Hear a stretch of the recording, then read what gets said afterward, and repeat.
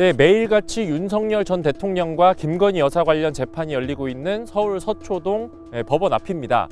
최근 들어서 여기가 조금 잠잠해지는 듯 싶었는데 통일교의 옛 2인자 윤영호 전 세계본부장이 새로운 폭로를 내놓으면서 다시금 뜨겁게 달아오르고 있습니다. 그동안 통일교 관련 의혹은 국민의힘 정치인들을 대상으로 해서 계속해서 불거져 왔었습니다. 그런데 지난 8월 22일 그러니까 특검에 구속된 이후에 특검의 조사를 받으러 출석을 해서 느닷없이 민주당 정치인들 이름을 꺼내기 시작했다고 합니다.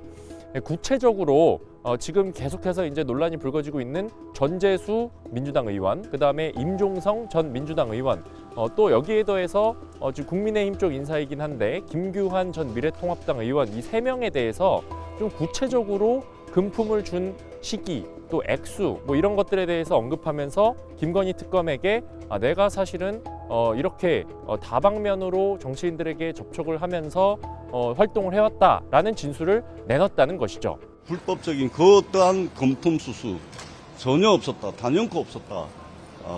분명히 제가 말씀을 드리도록 하겠습니다. 개인의 독단적 일탈이었지만 그러한 일탈을 사전에 감지하고 차단하지 못한 것은 분명 조직의 관리 책임입니다. 사실이 알려진 뒤에 굉장히 정치권을 중심으로 큰 파장이 일었습니다. 우선 이 계속해서 이 특검 수사를 받아왔던 국민의힘 쪽에서는 아니 뭐 우리는 이렇게 뭐 계속 압수수색하고 당원 명부까지 털어가고 이렇게 수사를 하면서 민주당 수사는 하지 않느냐 라면서 거세게 반발을 하기 시작한 겁니다. 여기에 대해서 김건희 특검은 민주당 의원들 의혹은 의혹의 계제가 다르다. 무슨 얘기냐 하면 이 김건희 특검 법상 수사 범위가 어느 정도 정해져 있는데 즉 통일교가 이제 권성동 의원이나 국민의힘의 어떤 뭐 로비를 했다는 의혹들은 김건희 여사와의 관련성이 조금이라도 있는 반면에 이제 새롭게 터져 나온 전재수 의원 또 뭐 임종성 전 의원 이런 사람들은 김건희 여사와의 관련성은 전혀 찾기 어려워서 이게 특검법상 수사 대상이 아니었다 뭐 이렇게 해명을 하고 있는 겁니다.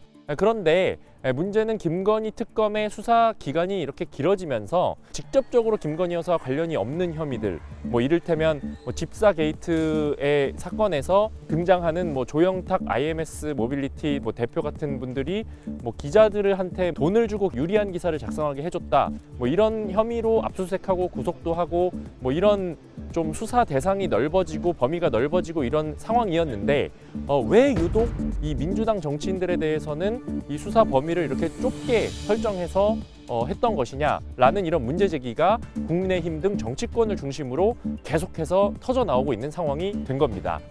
결국 이렇게 논란이 커지면서 김건희 특검은 이 관련 사건을 경찰로 이첩하기에 이르렀습니다. 그런데 폭로를 계속해서 이어갈 듯하던 윤영호 전 본부장이 갑자기 자신의 결심 공판에서 급브레이크를 밟았습니다.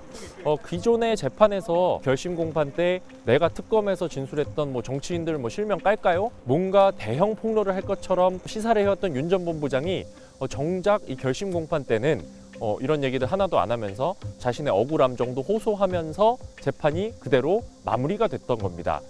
그렇다면 이렇게 갑자기 불씨가 붙었던 통일교 의혹은 이대로 과연 사그라지는 걸까요? 일단은 이 특검으로부터 이 사건을 이첩받은 경찰이 이 사건을 뭐 그냥 어영부영 이렇게 묻어버리기는 쉽지 않을 거다라는 게 이 지금 이쪽 바닥 취재하는 저희 기자들의 어떤 공통적인 시각입니다.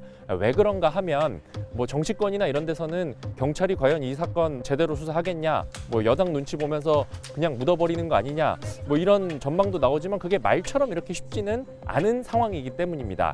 지금 다들 아시다시피 검찰개혁 국면에서 이 수사권을 경찰이 상당 부분 또 넘겨받고 뭐 할 수 있는 이런 국면에 와 있는데 경찰이 이 사건을 뭐 대놓고 그냥 수사도 안 하고 뭐 묻어버리고 이렇게 했을 경우에 이 경찰이 과연 독립적으로 떳떳하게 수사할 수 있는 기관이 되느냐는 국민적인 그런 의혹이 일 수밖에 없는 상황이기 때문입니다. 일각에서는 근데 이 수사가 계속해서 진행이 된다면 이른바 통일교 개미지옥에 빠지는 것 아니냐라고 하는 그런 우려 섞인 전망도 나오고 있습니다. 이 통일교라는 조직이 과거에 정당도 만들고 이 정당 소속으로 거의 전국 지역구에 후보를 낼 만큼 이 엄청나게 전국적으로 이 모세혈관 조직처럼 손을 뻗치고 있었던 이런 조직인데 이 통일교를 털기 시작했을 때 과연 어느 정당, 어느 정치인이 자유로울 수 있겠느냐, 이번 의혹을 보면서 우리가 한 번쯤 생각해 봐야 될 지점이 있습니다. 바로 정치와 종교의 기묘한 동거에 관해서입니다. 이번 논란이 터지면서 이재명 대통령은 종교가 정치에 부정하게 영향력을 끼치는 것에 대한 문제를 지적을 하면서 이런 것들이 계속 반복이 되면 일본의 사례처럼 종교를 해산하는 것도 검토해야 되지 않느냐, 이런 발언을 하기도 했습니다. 또 김건희 특검도 통일교 관련 공소장에 헌법상 정교 분리 원칙을 반복적으로 언급을 하면서 정치와 종교가 부적절하게 유착하는 것, 여기에 대해서 굉장히 좀 문제를 제기하고 있는 상황입니다. 그런데 우리가 여기서 좀 반대로 좀 생각해 봐야 될 점이, 정치는 종교를 이용하고 또 종교는 또 정치권을 다리 삼아 가지고 자신들의 이권이나 현안을 청탁하고 했던 게 우리 정치의 좀 사실 오래된 관행입니다. 하지만 이번 통일교 사건을 계기로 삼아서 과연 이렇게 선거 때만 되면 정치인들이 종교에다가 손을 벌리고 같이 사진 찍고 도움도 요청하고 이렇게 하면서 문제 터지면 모르쇠로 일관하고 이런 오래된 부적절한 관행들 다시 한번 좀 성찰과 자성을 해봐야 되지 않을까, 그런 생각을 하면서 취재를 하고 있습니다.